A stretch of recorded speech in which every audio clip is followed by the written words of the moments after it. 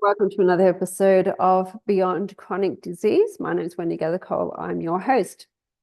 Did you listen to the Financial Blackmail podcast? If this is happening to you, excuse me while I have a drink, then maybe you could go back and listen to that. It's difficult at times to unsupport our loved ones, but bear in mind that this does not mean you do not love them. It just means that you are tired of doing something that displeases you when you can see nothing changes. Well, that's how I feel. How do you feel about it? Okay, so what I do want to add to that is this week I felt that some family members needed a little bit of support. So I physically made meals. Yes, I bought the groceries. Yes, I made the meals. No, I did not want the money back from them. No, they did not ask me for it. I offered my support because I felt that there was something that was a little bit amiss. And so I asked the question. I thoroughly enjoyed doing it. I did not want the money back for it. I don't do that tit for tat thing. I enjoyed doing the whole process, and the fact that I wasn't asked for it, the fact that I know that if I did it, it doesn't mean that I love them more, or if I didn't do it, I don't love them. You know, none of these things come into play. It's just something that I did. It's a little bit like it is what it is. So on to this week. Oh, going back to that, sorry. It is a struggle sometimes, or you get a little bit of angst around cutting people off at the knees, as we say. It's a little bit like an addiction. Sometimes we either go cold turkey or we do it gradually. Whichever way you look at that or would like to experience doing that or try doing that, just have a crack and see what comes. Because if you're begrudgingly supporting somebody, and it doesn't have to be financially, you know, they can be in your house, you know, anything at all. If you're begrudgingly doing it, then you need to change what you're doing. Sometimes it's just a matter of changing the way you're thinking about it as well. Okay, so you can still be supporting somebody financially or giving them a roof over their head or whatever it may be. But the way that you think about it, if you're doing it thinking about all the reasons why you don't like it, well, of course, that's going to make it worse for you. Think about all the reasons why you do want to do it, or the reasons why it may be helping them, or, you know, if you think about it differently, it can even change your state of mind and your ease about the situation as well. So there's quite a few ways that you can change that situation mentally for you. So this week, my Beyond Chronic Disease podcast is all about a different way, a different perspective. So this week, I decided, or in the last couple of weeks, I decided the things that affect me, well, every podcast that I've done, I have, it's happened to me in some way, shape, or form. But now when things affect me straight away, I'm going to do a podcast on it, maybe. Anyway, this one is something that recently happened about 3.5 weeks ago. So I fractured my collarbone. Now, before I hear you all say, oh, you've only fractured it, it's not broken. Well, I'm here to say that that is so incorrect, okay? And it's actually funny because somebody said this to me the other day. Did you fracture it or did you break it? Now, I would like to clear something up here. I was at the fracture clinic and I asked them the question. Now, here I am at a clinic, fracture clinic, speaking to a fracture doctor that specializes in fractures. And I said to them, what is the difference between a fracture and a break? I'll have a drink of water.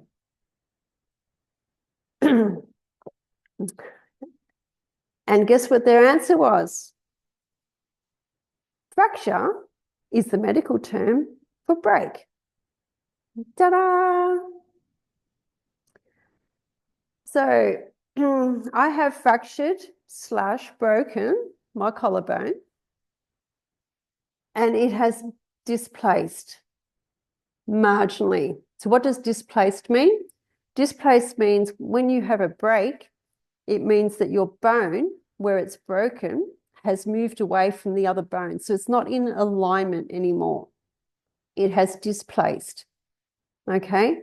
So when a bone displaces, depending on the severity of it, they may have to operate on it so that it will heal, so that it can heal clean. Okay? Now mine does not need to be operated on. They are quite happy that it will heal sufficiently. And I'm quite happy too, because I didn't want to have it operated on. So I broke my collarbone. So my first steps were naturally to go to the local clinic and have all the tests that they require for it. Now, as soon as he touched me, I just about hit the roof, and he said, "Oh, you have broken your collarbone. You have got a broken bone," he said. I said, "No, I have not." And then I said, "Are you sure?" And he said, "Well, the amount of pain that you're in." I went, "Okay." So then I just went and got all the tests done. And then they wanted to do more. They did some scans, and they want to do x-rays. They want to do all these different ones. So I went back a couple of times. This was in the first week. Now, the very first day that this happened, you could imagine I felt quite ill. I was in a lot of pain. I came home and just slept all day. I don't know, just lay down all day, just, couldn't function. And then, well, I did go to the doctor, and that was painful. And then it was a matter of going through the process. So when the tests were done, then I rang them up, and, we had to go back and see them and all this sort of stuff. So this was the first few days, 5 days or so.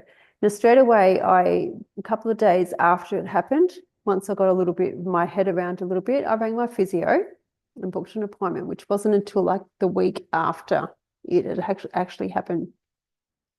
Why did I book an appointment with my physio? Because I trust my physio 110%, 150, 200% with any body work, with any body malfunction that happens to me. And I know that he knows what he's talking about.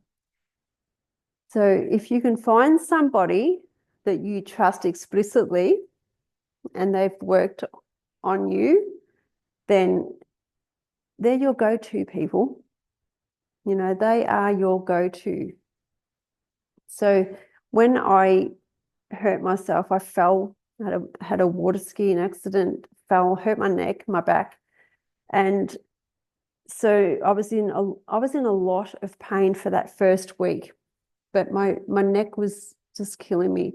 So of course, when your muscles are sore, you've hurt yourself, they contract, which contracts all the muscles around them, tightens things, shortens things, and creates a lot of pain. Because this had never happened to me before, I was in the unknown zone. I know my body very well, but because I'd never experienced this before, I was trying to get my head around what process I would do to heal myself as quickly as possible. So the first week was basically a write-off, because I wasn't sure what I was capable of, what I wasn't, and how much of this shoulder, clavicle, collarbone, whatever you want to call it,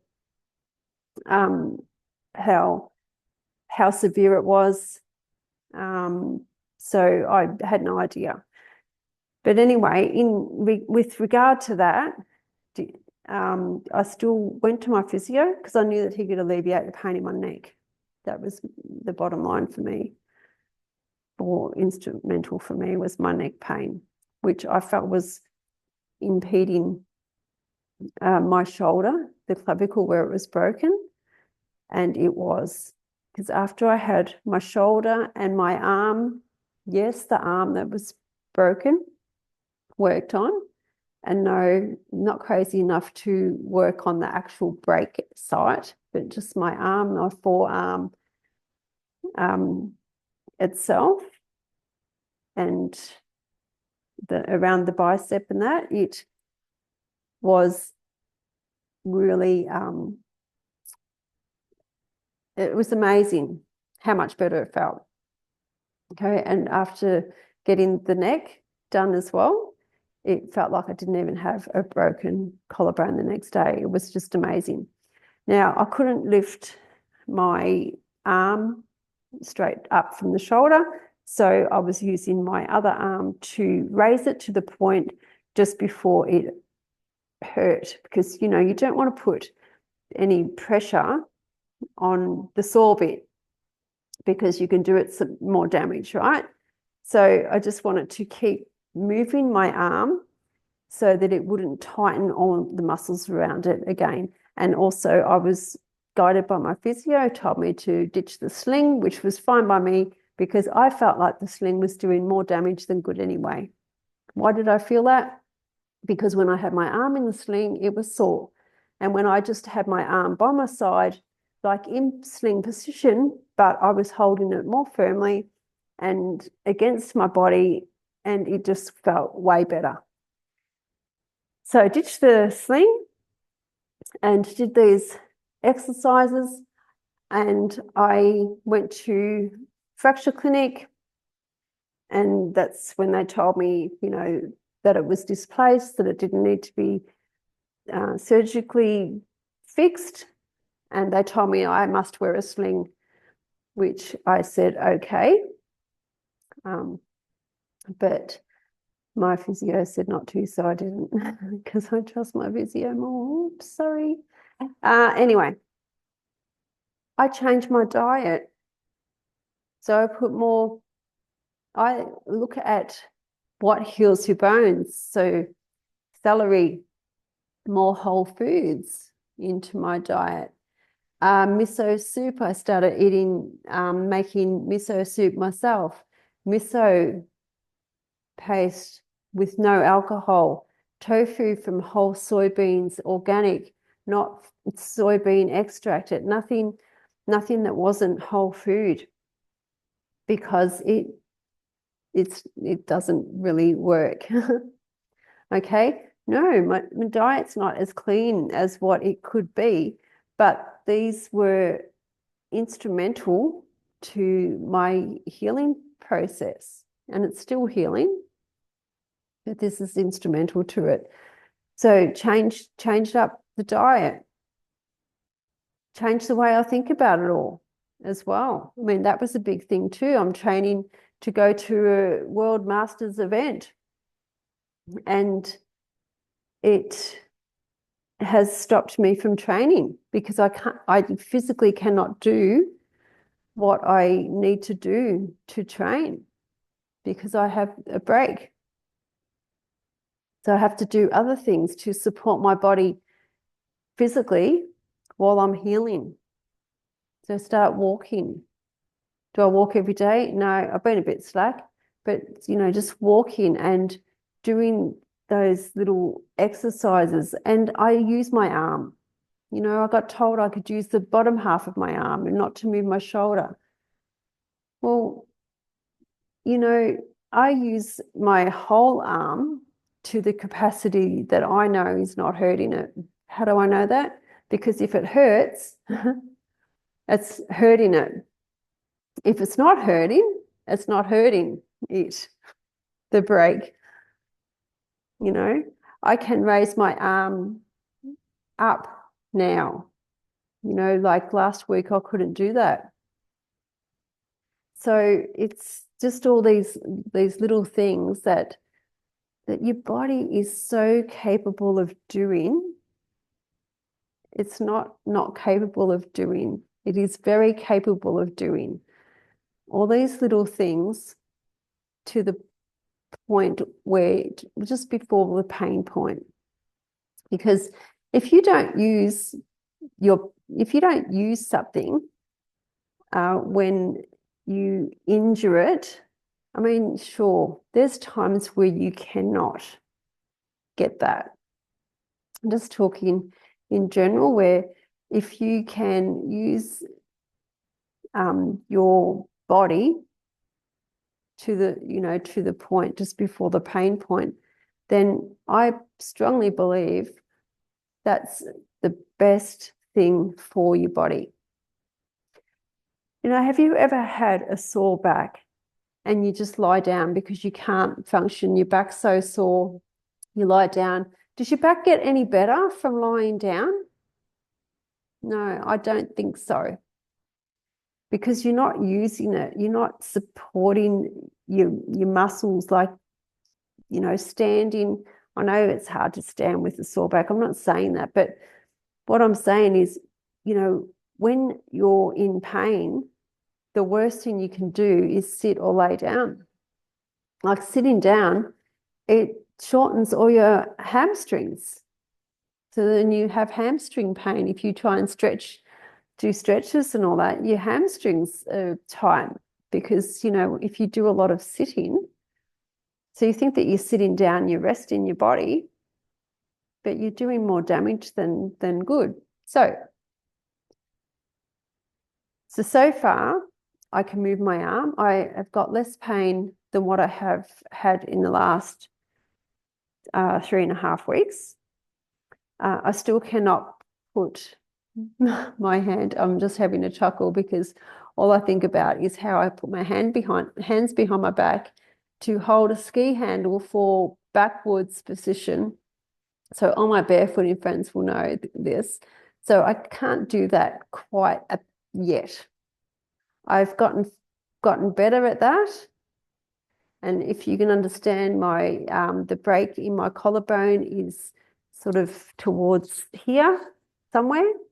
So by moving that arm, it can be quite painful to put it sort of in that back position, to turn it towards and face the back. And that's how I gauge on whether I can go skiing or not. And that's me. And I'm still consulting with the doctors. I have another appointment with the fracture clinic, and I have another appointment with my physio. So it's not all, doctor, I'm not going to the doctors and all that. I'm not that crazy. Okay. If you read my book, I was always going to my doctors about my health. And it was actually one of the doctors that suggested I change what I was putting into my mouth. So if you haven't read my book, maybe you need to read my book and you probably know where I'm coming from. Anyway, so at this point, I just want to tell you there's a different way to approach anything that's going on in your body. You just have to look at it from a different way. Talk to people that have gone through it. There's different modalities that you can use, not just doctors, and some alternative medical practitioners. I say alternative medical practitioners. I mean, like, occupational therapists, then are probably not alternative, but occupational therapists, physios, podiatrists, all of those people.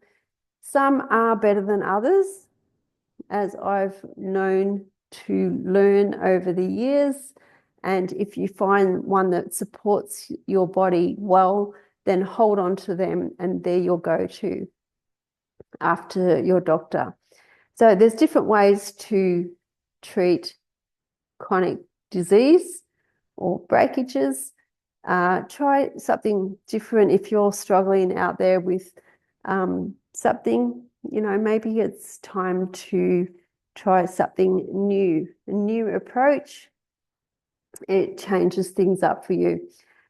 So I hope you enjoyed this little I don't know, podcast on my break fracture and how I'm navigating this. And yes, it did upset me mentally to start with. So that's another thing that you have to navigate as well. And that's best done through friends, I think. So until next week, and I will give you an update on this situation in a few weeks' time. But until next week, I will see you with another exciting episode of Beyond Chronic Disease. Bye.